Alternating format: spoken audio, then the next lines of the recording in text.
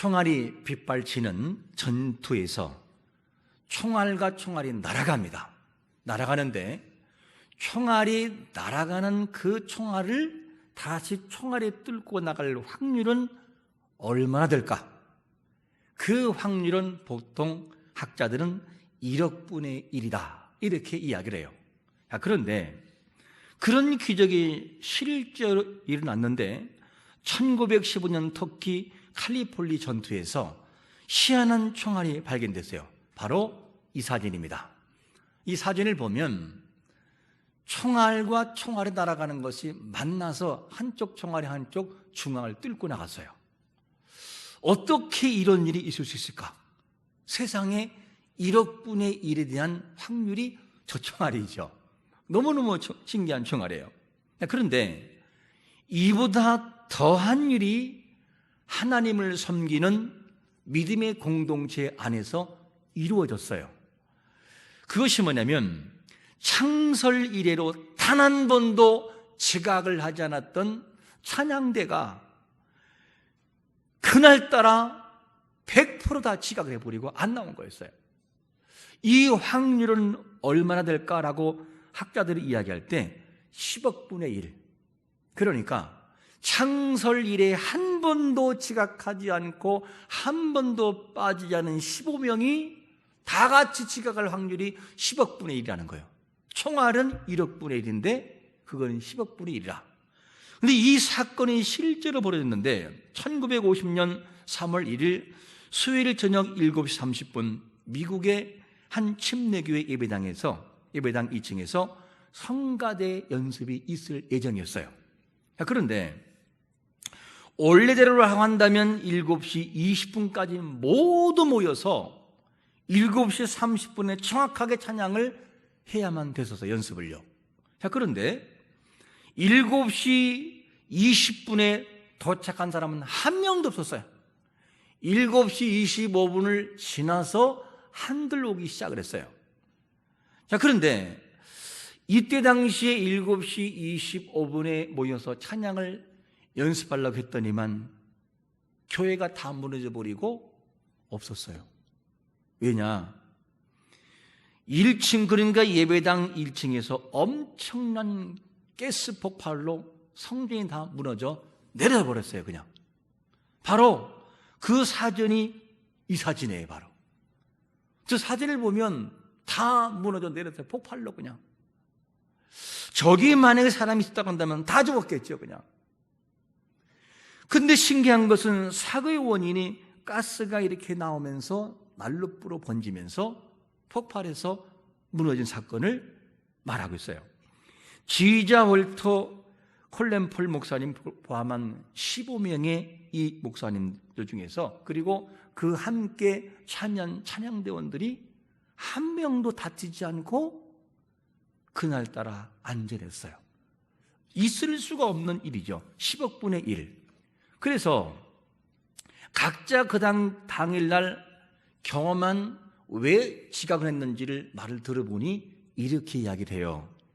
먼저 지휘자 목사님은 이제 교회에 난로를 불을 붙여놓고 그 다음에 집에 가서 식사를 하고 자녀들을 다 데려오려고 했는데 그런데 갑자기 그 일이 생긴 것이 뭐냐?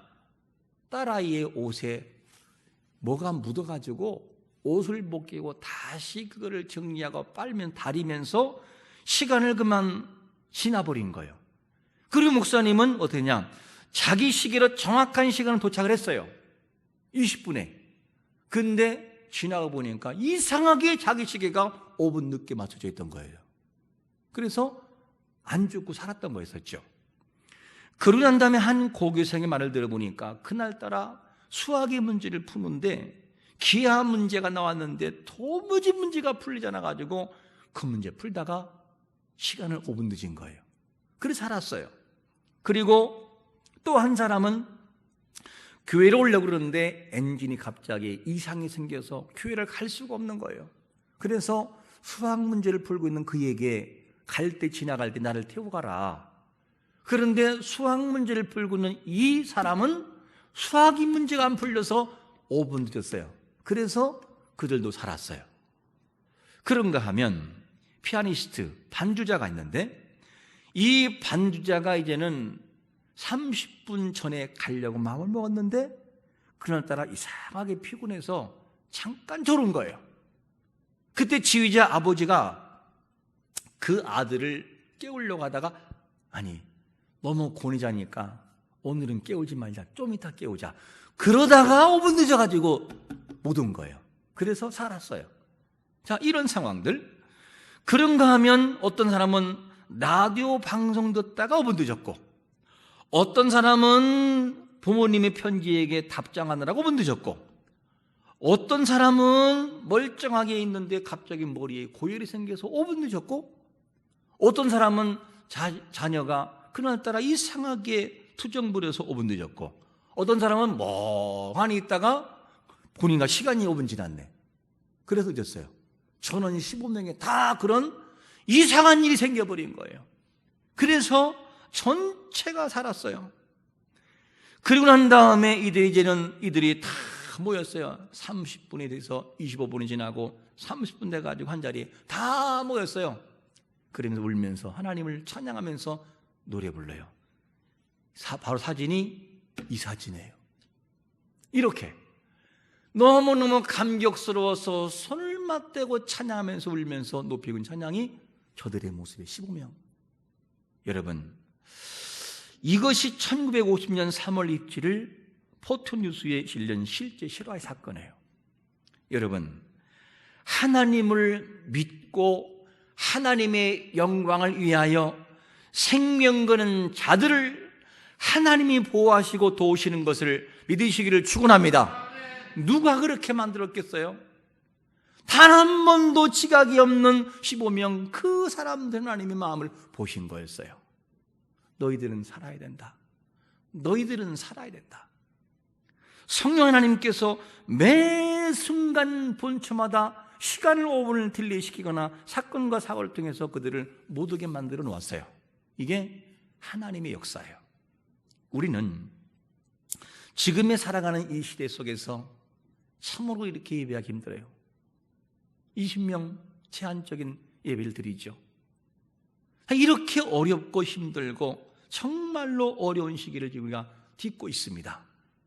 그런데 그러할지라도 하나님 앞에 믿음을 가지고 표현하고 하나님의 영광을 살아가면 그들의 믿음을 보시고 하나님께서 반드시 선한 길로 인도하시는 것을 100% 믿으시기를 축원합니다. 하나님이 하셔요. 그러므로 오늘 본문에도 참으로 어려운 시기를 살아가는 거룩한 성도들의 모습을 조명해 주고 있어요. 1세기 말 이 성도들이 유대교에서 기독교로 개종한 이 사람들이 다시금 유대교로 돌아가려고 하는 갈등과 방황이 있었어요. 왜냐? 기독교로 들어와 보니 기독교에서는 이 예수를 믿음으로 구원받는 것으로 끝나요. 그냥 있어봤자 세례라고 하는 형식 하나 있고 나머지는 믿으면 그냥 구원받아요. 그런데 유대교에서는 그렇지 않았어요. 유대교에서는 얼마나 엄격한 제도와 얼마나 강력한 제도를 통해서 사람들을 억압하는지 몰라요. 그러니까 그 행위를 통해 구원받는다라고 믿었던 그 당시에 그 모습이 그리워지는 거예요. 이런 상황에서 자꾸만 유대교로 돌아가려고 하는 운동들이 펼쳐져서 이들을 다시 막는 거죠. 당시에 성도들은 박해가 있었고 육체적인 고통, 재산 약탈, 옥의 갇힘, 그리고 조롱거리가 사회로부터 오게 됐었어요. 이런 상황에 있는 사람들처럼 오늘날 우리에게도 참으로 지금의 시대에 신앙을 지키기가 어려운 시대가 되고 말았어요. 믿는 사람이든 초신자든 그렇지 않은 사람들이든 이게 현실의 우리의 모습이에요. 자, 그런데 이럴 때에 믿음의 공동체가 어떠한 모습으로 믿음의 공동체를 이겨나가고 지켜나가야 되느냐, 이 내용들을 오늘 본문 속에서 말씀하고 있어요. 아울러 우리는 오늘 말씀을 통해서 어떻게 함으로 믿음의 공동체인 교회를 지켜나가야만 되느냐, 하는 이 대답을 우리가 하고 돌아가야 되겠죠. 먼저 하나님께 어떠한 모습을 가지고 나가라고 말씀하냐면 첫 번째로 이렇게 말씀합니다. 참마음과 온전한 믿음으로 나아가라, 이렇게 권고하고 있어요. 우리 한번 22절을 같이 한번 읽어보겠습니다. 시작. 우리가 마음에 뿌림을 받아 악한 양심으로부터 벗어나고 몸은 맑은 물로 씻음을 받았으니 참마음과 온전한 믿음으로 하나님께 나아가자. 자, 참마음과 온전한 믿음으로 나아가는 과정에서 죄의 문제가 해결돼야 이 마음을 가질 수 있어요. 그러면 죄의 해결점을 구약적인 측면과 신약적인 측면으로 설명하면 이렇지요. 자, 구약적인 측면에서는 죄의 해결을 위해서 이런 방식이었어요. 의식이 필요한데 출애굽기 29장 21절을 제가 읽어봅니다. 제단 위에 피와 관유를 가져다가 아론과 그의 옷과 그의 아들들과 그의 아들들의 옷에 뿌리라. 그와 그의 옷과 그의 아들들과 그의 아들들의 옷이 거룩하리라. 이게 무슨 말이냐면 구약에서 제사장의 직분을 위임할 때 죄가 있으면 죽어요. 그래서 의식이 있는데 순양의 피를 제단에 뿌리고 남은 피를 거룩하게 하도록 하는 관유와 섞어서 제사장의 옷에 이렇게 뿌리는 거예요. 뿌려요. 그러면 그 죄가 사해져서 제사장의 일을 감당할 수 있다, 그 말이에요. 이게 뭐냐? 구약적인 모습에서 새 마음과 온전한 모습으로 나가는 길이었어요. 그런데 신약에서는 어떻게 이루어지죠? 신약에서는 죄인된 우리가 죄를 용서받으려면 다른 의식이 아니라 예수 그리스도의 보혈을 통하여 우리가 용서함 받는 거예요. 그분의 죽으심과 그분의 그 헌신을 통하여 우리는 죄사함 받았어요. 우리는 그분을 믿고 주여 제가 당신의 그 복음을 듣고 하나님과 하나가 되겠습니다. 그리고 머리에 물을 뿌려서 세례를 받아요. 그리고 그분과 하나가 되는 거죠. 그런 사람들에게는 어떻게 주어지는 새 마음과 새 온전한 믿음을 가지고 참 마음과 온전한 마음을 가지고 하나님 앞에 나가는 거예요. 그게 누구냐? 이 과정을 통하여 참 마음과 온전한 믿음으로 나온 여러분 공동체, 믿음의 공동체는 우리인 것을 믿으시기를 축원합니다. 그러므로 우리는 교회 안에서 성도는 보통이 아니에요. 이건 이 믿음의 공동체는 피로 값주고 사신 최고의 가치, 하나님 자신이신 그분께서 피 흘려 죽으신 고통을 지불해서 만든 피의 공동체예요. 보혈의 공동체. 이 보혈의 공동체이기 때문에 우리는 뭐가 되느냐? 거룩한 교회를 깍지 낀 믿음을 가지고 지켜내야만 됩니다. 여러분, 우리에게는 믿음의 공동체를 지킬 의무가 있는 걸 믿으시기를 축원합니다. 우리가 그런 사람들이에요. 그래서 이 지켜나가고 세워나갈 때 어려운 것이 왜 없겠어요? 있지요. 이렇게 어렵고 힘든 일이 있을 때 꼭 기억할 분이 있어요. 누굴 기억하느냐? 바로 이분을 기억해야 돼요. 우리 한번 히브리서 10장 20절을 읽어보겠습니다. 시작. 그 길은 우리를 위하여 휘장 가운데 열어놓으신 새로운 살 길이요, 휘장은 곧 그의 할렐루야 예수 그리스도의 죽으심과 고통을 통하여 들어가지 못한 그 길이 열려져서 지성소 안으로 들어갈 수 있는 자격이 부여됐어요. 그게 누구냐? 우리라는 거죠. 그러므로 여러분들이는 이곳에 함께하고 믿음의 공동체로 예배드리는 여러분들은 어떤 분들이냐? 와, 나는 내가 오고 싶어 온 것이 아니라 예수 그리스도의 보혈의 은혜를 통하여 나 자신이 구원받아 세상에서 방황하는 나를 불러 너는 이곳에 와야 된다. 그리고 주님의 그 거룩한 교회 공동체에 가족으로 세워진 것이 누구냐? 우리라는 거예요. 이거를 바라보면 심장이 두근거리잖아요. 야, 나를 얼마나 사랑하면, 나를 얼마나 사랑하시면 이런 공동체 안에 하나님이 끌어 놓으셨을까? 나를 어떻게 이 공동체 안에 불러주셨을까? 이거를 생각하면 가슴이 두근거려야 돼요. 그래서 성도는 만만히 볼 사람들이 아니에요. 성도 하나하나 거룩한 공동체 안에 있는 사람들은 최고의 가치를 통해서 세워진 거룩한 자리라는 거죠. 그게 누구냐? 교회예요, 교회. 이 거룩한 공동체가 무너지지 않도록 우리는 계속해서 기도하며 예배하며 주님을 찬양하는 노력이 필요한 것이죠. 그래서 이 하나님의 거룩한 공동체 안에서 사랑하는 바울이 사랑하는 디모데에게 이렇게 권해요. 사역을 할 때 디모데후서 1장 13절과 14절에 보니까 너는 그리스도 예수 안에 있는 믿음과 사랑으로서 내게 들은 바른 말을 본받아 지키고 우리 안에 거하시는 성령으로 말미암아 내게 부탁한 아름다운 것을 뭐 하라고요? 지키라는 거예요. 지켜나가라. 아름다움을 지켜라. 주의 이름으로 하나 된 우리는 어떤 상황에서도 소망을 가지고 소망을 크게 잡고 거룩한 믿음의 공동체, 교회가 무너지지 않도록 세워나갈 의무가 있는 걸 믿으시기를 축원합니다. 우리가 그렇게 자부심을 가질 성도예요. 그러므로 믿음의 공동체는 반드시 우리가 지켜나가야 돼요. 자, 그러면 이것이 첫 번째로 하나의 참마음과 온전한 믿음으로 나갈 거룩한 성도들의 마음이었다면, 두 번째로 그러면 지켜나갈 때 어떻게 지켜나가느냐 방법이 있어요. 방법론이. 두 번째 이렇게 말합니다. 서로 뭐함으로? 돌아봄으로, 서로 돌아봄으로 지켜나가라는 거예요.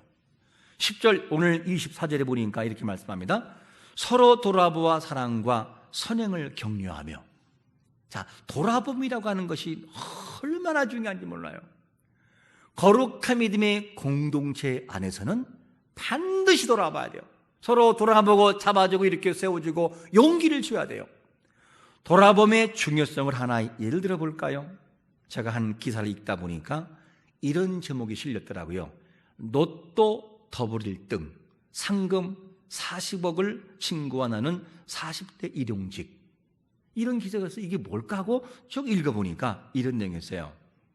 1등 로또에 당첨된 이 사람이 과거에 이제는 일을 할 때 주방 기물을 만드는 이곳에서 10년 동안 일을 했어요.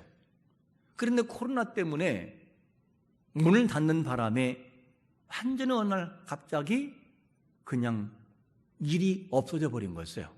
그러면서 빚이 막 생기기 시작하고 빚독촉이 오고, 그리고 이제는 어렵게 일용직의 일을 하면서 살아가게 됐었어요. 너무너무 지치고 힘든 가운데 있는데 어느 날 친구로부터 전화가 한 통이 왔어요. 뭐라고 하냐? 나와, 내가 밥 살게. 이 말이었어요. 나갔더니만 이 친구가 밥을 사주고, 그리고 가려고 했더니만 자기의 지갑을 꺼내더니만 돈을 한 뭉치 몇십만 원을 호두머 넣어주는 거예요. 잘 살아.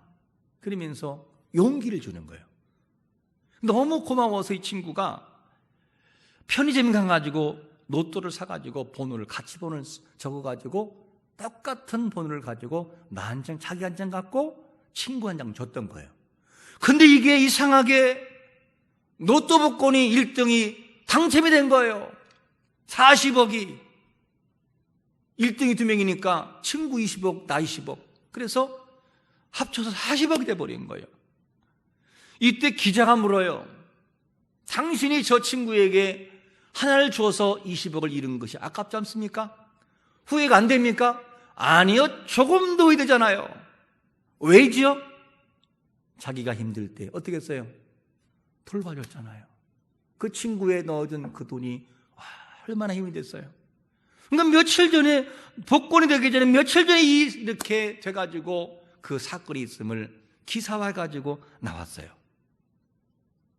여러분, 세상 사람도, 세상의 원리도 돌봐주고 사랑하면 이 정도의 능력이 일어나는데 그리스도 안에서 서로 돌보고 사랑한다면 어떤 일이 일어날까?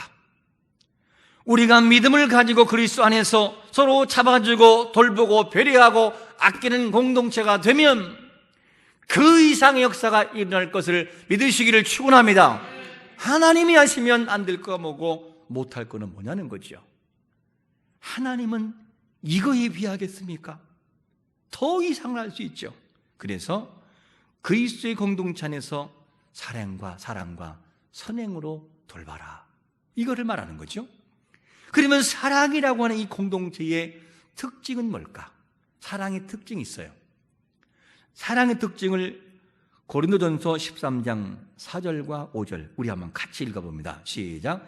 사랑은 오래 참고 사랑은 온유하며 시기하지 아니하며 사랑은 자랑하지 아니하며 교만하지 아니하며 무례히 행하지 아니하며 자기의 유익을 구하지 아니하며 성내지 아니하며 악한 것을 생각하지 아니하며. 사랑의 특징이 뭐냐면 자기가 아니고 누구예요? 상대예요. 자기의 유익이 아니라 누군가를 위해서 사랑을 쏟아붓는 거예요. 이게 사랑의 특징이에요. 너희들이 교회라는 믿음의 공동체 안에서 너희들이 함께 돌아보고 사랑으로 할 때는 너희의 있는 그 마음을 다른 사람에게 쏟아부어라. 그런 사랑을 가지고 함께 배려하면서 돌봐주어라. 이게 교회 안에서 이루어져야 될 사랑의 실천이라는 거죠. 이것을 우리에게 요구하고 있어요.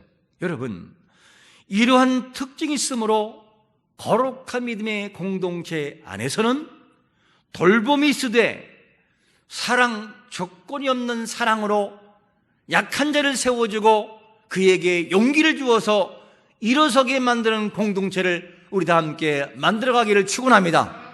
이렇게 만들어가라는 거죠. 이것을 오늘 본문에서 요구해주고 있어요. 그러면 이런 공동체 안에서 함께 만들어져 가고 사랑이 회복되기 위해서 반드시 할 것이 뭐냐? 이거를 권하고 있어요. 우리 다 같이 히브리서 10장 25절을 읽어봅니다. 시작. 모이기를 피하는 어떤 사람들의 습관과 같이 하지 말고 오직 권하여 그날의 가까움을 볼수록 더욱 그리하자. 너희들이 모이기를 피하는 삶을 살아가지 말고 모이기를 힘써라. 이 당시에도 유대에서 온 사람들이 기독교로 왔을 때 이들이 자꾸만 빠져나가서 있는 예배를 피하고 참석을 하려고 했었어요. 그때 이 예배가 참석되지 않고 자꾸만 유대교로 가면 그때는 모든 신앙을 잃어버리고 이 모임을 폐하는 순간 신앙은 퇴보가 가져와요. 퇴보가 오기 때문에 절대 너희들이 모이기를 피하지 말고 모이기를 힘써라. 이거를 강조하고 있어요. 우리가 이번 연도에는 아까 기도한 것처럼 참으로 마음이 아파요. 그렇게 성경 공부를 하고 싶어도 모일 수가 없었어요. 그렇게 밥을 먹고 싶어도 밥을 먹기가 참으로 어려웠어요. 그리고 구역 예배를 함께 모여서 공부를 하고 나누고 서로가 커뮤니케이션이 있어야 되는데 이런 것이 안 됐어요. 어떻습니까? 구역 예배를 계속 모일 때 성경 공부하면서 먹고 마시면서 이야기할 때 느꼈던 그 감정들이 있으신가요? 없어요. 그래서 교회는 함께 모이면서 만남이 이루어질 때 그것이 성장과 성숙을 만들어 놓습니다. 아무리 친한 그런 가족이라 할지라도 1년을 안 만나고 2년을 안 만나고 5년을 안 만나면 그렇게 가까운 느낌을 받지를 못해요. 거리가 멀어져요. 차라리 매일 만나는 성도가 가까움을 느껴지고 이웃이 가깝게 느껴진다니까요. 그게 만남이라는 거죠. 그래서 성도에는 계속적으로 공동체 안에서 만나고 교제하고 예배하고 이거를 놓지 말고 끈끈한 정을 만들어 가라고 권고하고 있어요. 이 가족이라고 하는 것이 참으로 중요한데 왜 하나님은 가족이라는 공동체를 주었을까? 그리고 가족이라는 공동체를 줄 때 산하 제한을 하지 말고 너희들이 낳고 번성하고 충만하라, 왜 그랬을까? 지금의 가족의 공동체와 과거의 가족의 공동체는 너무나 차이가 나요. 지금은 한 명이 보통이에요. 보통 한 명 기준이에요. 나중에는 한 명도 안 날라고 그래요. 왜? 귀찮다는 거죠. 하나를 아이를 기르면 뭐가 되느냐? 가족애가 약해져요. 형제가 약해지고 합력하여 선을 이루어나가는 삶이 너무나 약해져요. 그런데 지금은 하나님을 키우니까 부모님과 관계가 안 좋아지면 딱 틀어져 버리고 부모님을 공격해버려요. 그게 지금의 가족의 공동체예요. 그런데 우리 과거의 가족의 공동체를 기억해 보면 선생님이 가족 몇 명이야? 3명 손들어, 4명 손들어? 없어요. 5명 손들어? 그러면 부모님을 제외한 5명 손들으라고 그러면은 반에서 한 줄 있었어요. 최고 적은 단위가 5명이었어요. 기본은 7명, 우리 위에 집에는 9명, 또 10명 있어요. 이름이 그래서 마지막에 구춘이에요. 구춘이 9번째라고 해서. 이렇게 공동체였어요. 그 공동체는 뭘 만들어가지요? 그 속에서 질서를 배워요. 말하지 않아도 형님이 얘기하면 자동으로 질서가 채워져요. 그리고 또 뭐가 배워져? 헌신이 배워져요. 둘째야, 막내 아프단다, 가봐라. 헌신이 배워져요. 그리고 책임감이 느껴져요. 그 오빠, 형님은 아이를 등에 업고 2명을 손을 잡고 아이를 오리처럼 데리고 다녀요. 그리고 한 명이 어려움 나가는 소식을 들으면 떼거지로 달려들어가지고 그거를 해결해버려요. 그게 가족의 공동체였어요. 말하지 않아도 가족애가 생기고 이게 공동체라니까요. 우리는 이 믿음의 공동체, 이러과 같이 교회 안에서는 믿음의 공동체를 이루어가고 있어요. 그 속에서 우리는 믿음의 공동체로서 한 소망을 가지고 지금도 계속해서 세워져 가고 있는 중이에요. 그게 뭐냐? 믿음의 공동체라는 것이죠. 그래서 교회 안에서, 공동체 안에서 우리는 배우는 게 있어요. 하나님의 사랑이 뭔지를 배우게 되고, 그리고 구원이 뭔지를 배우게 되고, 기도가 뭔지를 배우게 되고, 지옥이 뭔지를 배우게 되고, 천국이 뭔지를 배우게 되고, 소망이 뭔지를 배우게 돼요. 세상에서는 이런 것들을 배우기가 힘들어요. 그래서 우리는 이 과정을 통해 거룩한 공동체 안에서 함께 만들어져 가고 지어져 가고 있는 중이에요, 지금도. 그래서 에베소서 2장 22절에서 이렇게 말씀합니다. 같이 한번 읽어볼까요? 시작. 너희도 성령 안에서 하나님이 거하실 초소가 되기 위하여 그리스도 예수 안에서 함께 지어져 가느니라. 할렐루야. 우리는 지금도 함께 거룩한 공동체를 통하여 지어져 가고 있는 중인 것을 믿으시기를 축원합니다. 그게 교회예요. 그러므로 이 거룩한 깍지 낀 공동체, 이 공동체를 지켜나가기 위해서 힘을 다해야 돼요. 힘을 다해야 돼요.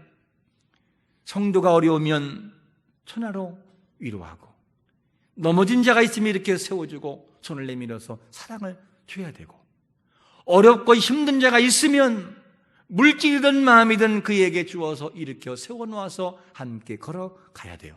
그게 뭐냐? 믿음의 공동체예요. 왜 그렇습니까? 우리의 함께 거하는 공동체는 피의 공동체, 보혈의 공동체예요. 이 피의 공동체이기 때문에 함께 우리는 그 속에서 함께 서로가 배려하고 서로가 살피는 가운데 그 길을 걸어가야만 돼요. 하나님은 이것을 우리에게 책임을 주었어요. 그래서 우리는 이 사랑을 실천하면서 거룩한 공동체를 지켜나가기 위해서 믿음이 발휘가 되고, 사랑이 발휘가 되고, 헌신이 발휘가 돼서 지금의 우리가 갖는 이 믿음의 공동체가 주님의 은혜와 능력을 통해서 날마다 구원받는 성도가 많아지고 행복한 성도가 많아져서 주님 오실 때 바로 그거다, 내가 원하는 공동체가 바로 니들이 원하는 그 공동체 바로 그거다 라고 칭찬할 수 있는 믿음의 공동체, 우리 공동체가 되시기를 예수 그리스도의 이름으로 축원합니다. 아멘.